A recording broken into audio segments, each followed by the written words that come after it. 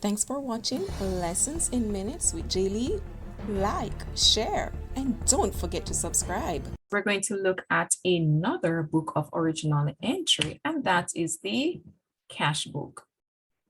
At the end of this lesson, you should be able to identify the source documents used when recording cash and bank transactions. We're now going to look at the purpose of the cash book.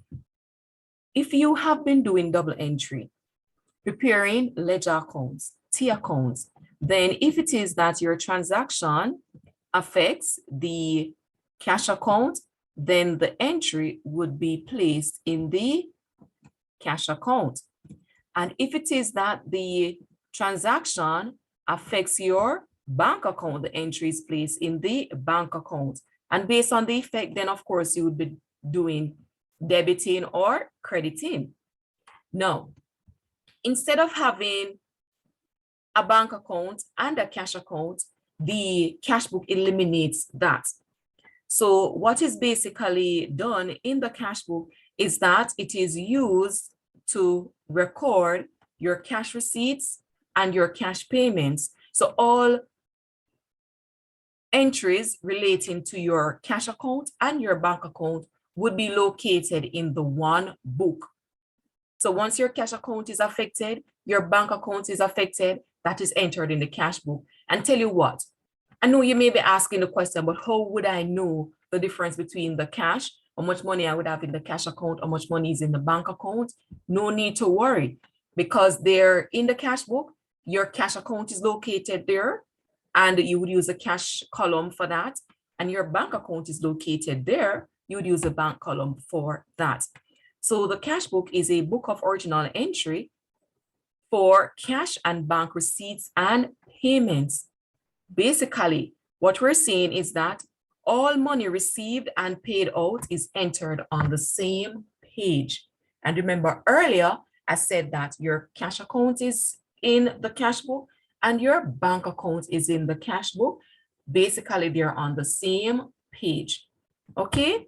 Now, let's review the source document that is used for cash transactions. Remember, you have receipts of cash and you have payments of cash. For the receipts of cash, you can use the cash register tape or till rolls or a copy of the cash receipt. So if it is that a sale was made and the business maintain a system where they prepare cash receipts, then there would be a copy. If it is that they're using the electronic system, then they would have the electronic copy. If it is that they're maintaining the manual system where they prepare the cash receipt within a cash receipt book, then of course the copy of that would be in the book, that would remain in the book. The register tape, once the business uses a cash register, then the tape, the till roll, can be used as source document to indicate, to serve as evidence that this transaction took place. In terms of payments, when the business make a purchase, make a payment, then the business would get a cash receipt or a voucher, and that is used as the source document. In terms of our bank transactions, we have, again, receipts and we have payments. For the receipts, the paying in slip, when we say receipts, we're talking about when you deposit money in your bank account, a check was received, right? So the paying in slip, counterfoils, that those serve as evidence that there was a deposit to your bank account.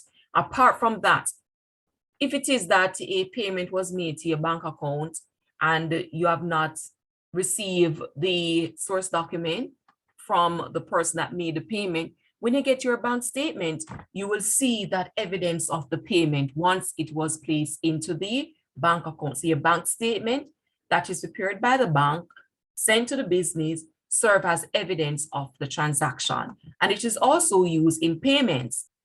There are some payments coming out of your bank account that you will not know until you get the bank statement. For example, the bank charges to maintain your account. So you will not know the amount that is charged against your bank account unless you get the statement.